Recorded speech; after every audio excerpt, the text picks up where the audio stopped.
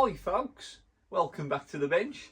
Today we've got this beautiful Yamaha travel guitar in. It's having a full setup. Let's get straight to work. Okay then folks, as always the first step is our truss rod. Let's have a little look at the measurements we've currently got and see what we need to do to correct it. And we're going to go for our feeler gauge method today. We've spoke about the different ways we can assess the rod, both with tools and without. And let's see what measurements we've got. We're looking around the 6th fret. And I'm going to pin down our 13th fret. And we have got quite a substantial gap. I'll zoom in for a close-up. Hopefully you can see there we have got an absolutely tremendous gap. Let's get that adjusted. And as we've said before, the right size Allen key is the most important factor in this. We don't want to dislodge anything or damage anything with the wrong one. Top tip, a bit of shrink wrap around the Allen key. You can always write on what guitar that belongs to. So take that to Dragon's Den. I'm going to make the initial adjustment and there is quite a way to go. So with this, it's important to go in small increments. I'm going to do a couple of little movements and I can start to feel the rod already moving. So we don't want to overdo this. I'm going to stop there. Let's take our remeasure. And that is absolutely perfect. We have got 8th thou at the 6th fret. The first stage is now over. We can concentrate on our saddle. I'm going to be using my reference card that you've seen before in a few videos. And this will just help us ascertain where we are to start with and where we need to end up. Every player is different and every setup is personalised. This will be my reference card of what we're using. We're going to aim today to try and get down to about 2 mil, sort of a low medium playing action. We'll zoom in, you can see where we are and let's see how far we've got to go. And we are currently sitting at just over 2.5, maybe 2.75. I'm going to just pull you up very slightly. And we're going to be looking to get that somewhere in the region of about 2 millimeters. So if we can come down 1/2 mil, maybe 3/4 of a mil, we should be there. Okay then guys, the saddle, a very important part of the job. We have to ensure that we keep this as flat as possible. If we have one more side taken than the other, it can give us some uneven sound distribution.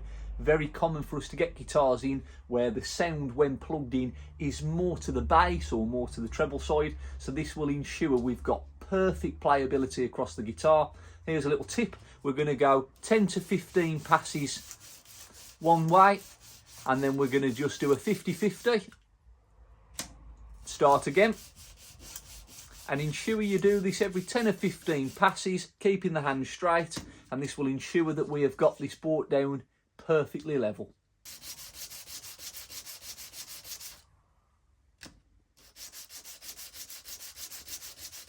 And that is absolutely perfect. Our 2 mil action. We can now go on to the nut cut stage. Right then guys, we're at the final stages now, which is our nut cut section, and a very overlooked part of setups. It's important that once we've got the truss rod aligned and once the saddle has been sort of lowered to our satisfaction, that we concentrate on the top end, otherwise the seesaw is not balanced. We've done one end and not the other. So we're going to show you a couple of little tricks. I'll be using some feeler gauges today, and this will just ensure that we're getting the right consistency across the board, and numerically we'll know exactly how far away we are from our target area. So we are aiming to have no bounce at all, and as we can see we have got a slight bounce on that E string, so let's get that corrected. With our nut cut, it's important to do this very similar to the saddle, small increments and remeasure. I'll do the initial few passes now just to give us an idea of where we are, and then we can get remeasured. Over the years of doing this, you do get used to the tolerance of the nut and what you can take away, and my lord, do you make a few mistakes along the way. So always remeasure. We can always take more off. I always say you can't put any more back on. I'm going to finish this one and let's get remeasured. And that is completely perfect, no bounce whatsoever. And with our E string done, we can carry on now with each consecutive string, taking the various gauges. Any questions regarding measurements, do drop us a line in the comments. I don't know where they are, up, down, left, right. Drop us a line if you need to. And there we have it folks, one guitar all set up and sorted. We've spoke about our truss rod, we've brought the saddle down with our measuring gauge, and lastly we've even had a go at cutting the nut. Whether you have a go yourself or use a qualified guitar tech, you can at least appreciate what's gone into doing a full setup. With this now done, it will play absolutely beautifully and it'll inspire you to practice rather than it being as uncomfortable as it should be. You should be practicing. I hope everyone's practicing. As always, thank you very much for joining us. Any comments, any ideas of what you'd like to see next? How have you got on doing something like this in the past? Do let us know below, or up or down.